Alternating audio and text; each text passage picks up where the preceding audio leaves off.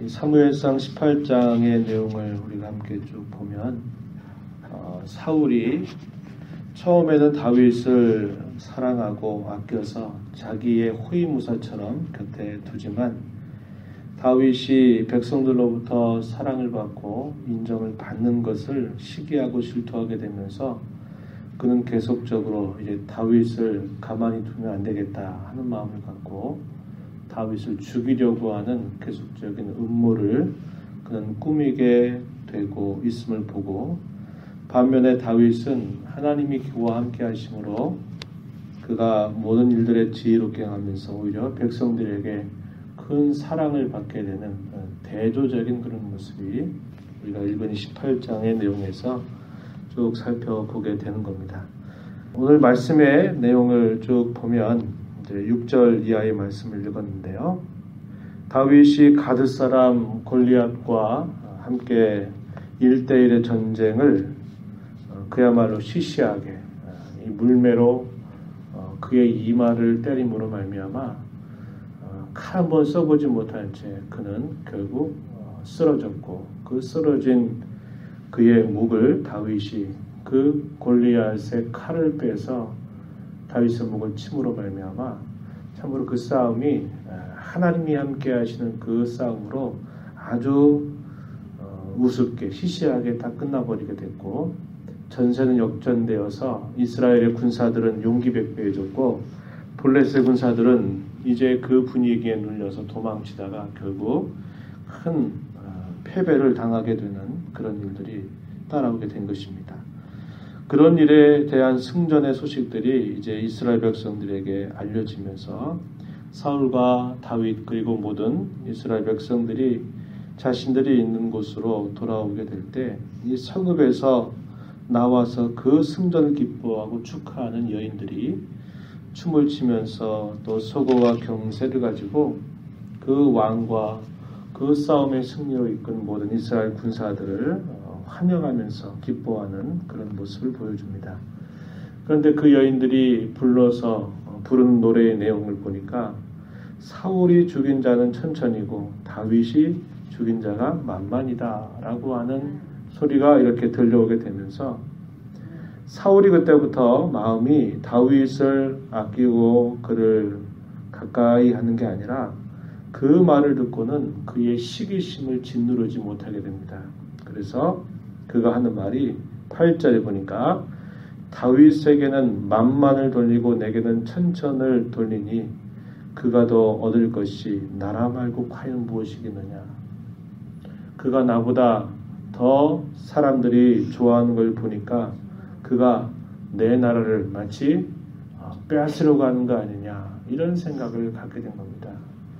다윗은 추워도 그런 마음이 없는 것이에요. 그런데 사울은 그 백성들이 환영하면서 부르는 그 노래에 그의 마음을 빼앗겨서 이제 다윗을 갈수록 두려워하고 다윗을 가만히 두지 않으려고 하는 그런 계속적인 음모를 부리게 되는 그런 내용들을 우리가 보게 됩니다. 9절에 그날 후로 사울이 다윗을 주목하였더라.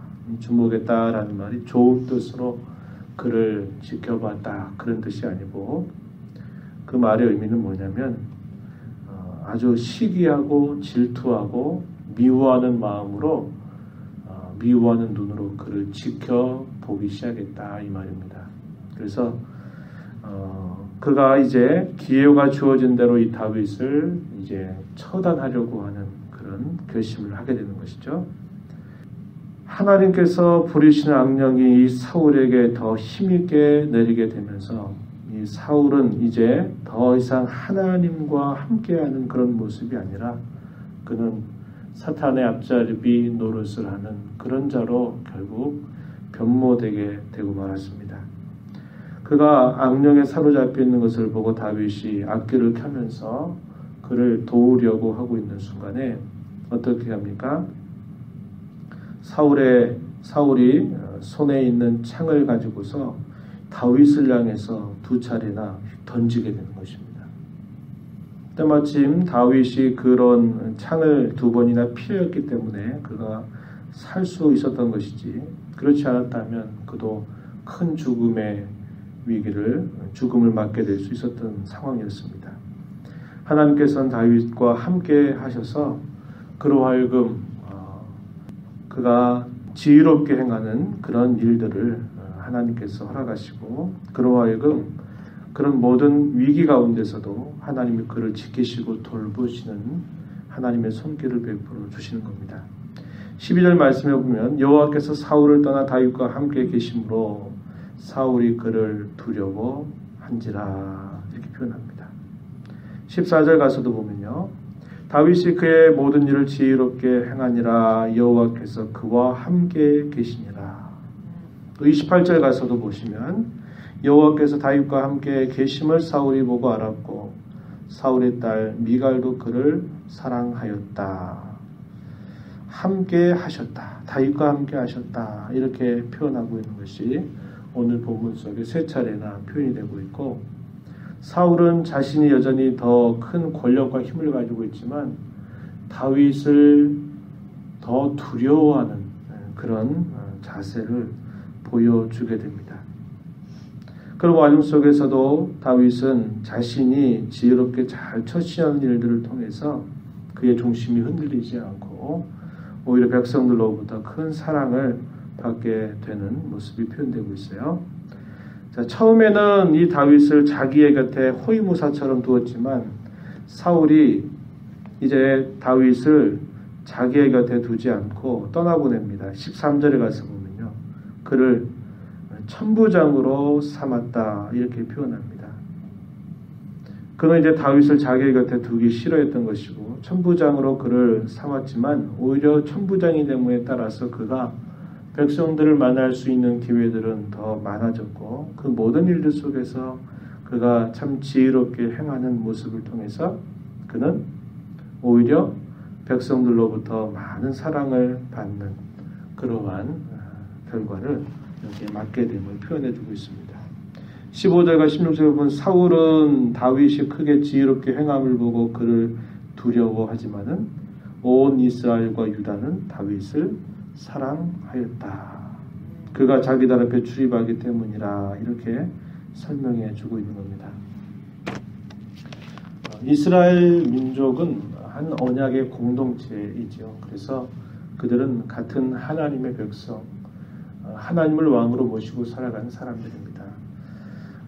항상 그들 주변에 있는 대적의 국가들이 있었고 그 당시에 이 블레셋 나라는 끊임없이 이스라엘을 괴롭히는 그런 원수 나라로 그들의 곁에 늘 있었습니다. 그렇기 때문에 이스라엘 백성들이 마음과 뜻을 같이 해서 서로 힘을 모아서 그 대적자들로부터 그 백성들을 지키고 그 나라를 잘 세워가는 일들이 대단히 중요한 일이었는데 당시에 이스라엘 전체의 책임을 맡고 이스라엘 백성들을 이렇게 이끌어야 될 사울은 자기의 그 본분을 잊어버리고 자기의 곁에서 가장 충신처럼 도와줄 수 있는 그런 인물을 내쳐내려고 그를 죽이려고 하면서 원수 관계를 결국 맺게 되는 겁니다.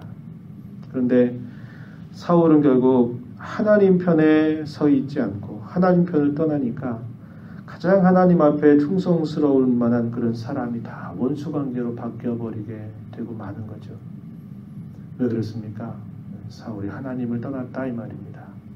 하나님을 떠났더니 그에게는 가장 충성스러운 사람이 가장 시기해야 되는 사람, 가장 곁에 두었다가는 안 되는 사람으로 바뀌어버리게 되고 말았던 겁니다. 그래서 오히려 이스라엘 백성들은 다윗을 사랑하지만 정작 왕인 이 사울은 다윗을 두려워해서 그를 시기하고 죽일 기회를 계속적으로 기회를 엿보는 그런 모습을 취하게 된 것이죠. 17절 이하의 말씀에도 쭉 보니까 사울이 끊임없이 이 다윗을 죽이려고 하는데 이제는 간접적인 음모들을 계속 꾸며내는 겁니다. 17절 가서 보면요. 사울이 다윗에게 말합니다. 내 맏딸 메락을 내게 아내로 주리니 오직 너는 나를 위하여 용기를 내어 여호와의 싸움을 싸우라. 이렇게 말하는데 그 속생각에 대해서 이렇게 말합니다. 이는 그가 생각하기를 내 손을 그에게 대지 않고 블레셋 사람들의 손을 그에게 대게 하리라. 간접적으로 그를 처단하겠다 이 말이죠. 그런 의도를 가지고 겉으로는 좋은 말을 하지만 그의 속은 다윗을 죽이려고 하는 음모를 가지고 있는 겁니다. 21절에서도 보면요. 또 이렇게 말해요. 내가 딸을 그에게 주어서 그에게 올무가 되게 하고 블레셋 사람들의 손으로 그를 치게 하리라. 역시 사울이 품고 있는 그 진심이 바로 이것임을 이야기해주고 있는 겁니다. 또 25절에 가서 보면요. 또 이렇게 말해요. 그를 왕의 사위가 되려게 하는 그러한 일들을 하지만 다윗은 겸양의 태도로 저는 그러한 왕의 사위가 될 만한 자격이 없습니다. 라고 거절을 하니까 이 사울이 신하들을 선동하고 또 그러면서 또 이렇게 말하는 거예요. 25절 너희는 다윗에게 이같이 말하라. 신하들에게 이렇게 말하라고 하는 겁니다. 왕이 아무것도 원하지 아니하고 다만 왕의 원수의 보복으로 블레셋 사람들의 포피백계를 원하신다 하라 하였으니 이는 사울의 생각에 다윗을 블레셋 사람들의 손에 죽게 하리라 함이라. 하지만 어떻게 됩니까? 28절 29절 보면 여호와께서 다윗과 함께 계심을 사울이 보고 알았고 사울의 딸 미갈도 그를 사랑하므로 사울이 다윗을 더욱더욱 두려워하여 평생에 다윗의 대적이 되니라. 이렇게 말합니다. 그래서 사울은 끊임없이 쇠락과 그 죄의 구렁텅이 속으로 빠져들어가고 다윗은 이스라엘의 진정한 왕으로 세워져가는 그런 과정들이 이렇게 확인됨을 우리가 볼 수 있는 것입니다. 과연 누구의 편에 설 것인가 하는 것입니다. 조금 전 나누었던 말씀처럼 항상 사람의 편에 서지 마십시오. 사람의 편에 서면 좋은 것도 있지만 잃어버린 것도 늘 많게 됩니다. 사람의 편에 서지 않고 하나님 편에 늘 서려고 하면 함께 귀한 그런 동료들, 충신들이 함께 만남을 갖게 되고 선한 일을 도모하고 이루어갈 수 있는 것입니다. 요나단은 사울의 아들이었어요. 그런데 요나단과 다윗은 서로 마음이 하나가 돼서 다윗을 자기의 생명처럼 요나단은 다윗을 사랑하게 돼요. 그 이유가 뭐냐? 요나단이 늘 하나님 편에 서려고 했기 때문에 그런 것입니다. 그러나 늘 하나님 편을 떠나게 되면 결국 서로 가장 가까이 있어야 될 그런 충신들도 사람들도 다 원수관계로 변하게 되는 것이 이것이 이 사울과 다윗의 모습이기도 했고 오건 모든 교회의 모습이 되기도 하는 것입니다. 오늘 우리가 이 말씀 보면서 늘 하나님 편에 서십시오. 인간적인 것에 매여서 사람 편에 서지 말고 하나님 편에 서면 그 동료들 또 하나님을 사랑하는 사람들이 다 진정한 우정과 사랑을 나누면서 주의 일에 함께 수고하고 봉사하고 선한 일들을 이루어갈 수 있습니다. 그러한 삶을 우리 모두가 살아가게 되기를 진심으로 축복합니다. 하나님 아버지 감사합니다. 이 새벽 시간도 저희들을 주께로 인도하셔서 오늘도 하나님의 말씀을 또 듣고 그 말씀에 준하여 이 하루를 주 앞에서 살아가게 하셔서 감사합니다. 지난 6일의 삶을 또 잘 돌아보고 주일을 잘 준비하는 날이 되도록 인도하여 주시옵고 오늘도 저희들에게 주신 말씀대로 늘 하나님의 편에 서기를 힘쓰고 세상의 사람들을 부러워하거나 세상 사람들의 편에 저희들이 서지 않도록 저희들의 마음을 늘 단속하시고 저희들을 인도하여 주시기를 원합니다. 이 시간도 주님 앞에 나와서 간구하는 모든 심령들을 용납하시고 교회를 위해서 나라와 민족을 위해서 자녀 손들을 위해서 간구하는 모든 제목에 귀를 기울여 응답하여 주시옵소서. 예수님의 귀하신 이름으로 기도하옵나이다. 아멘.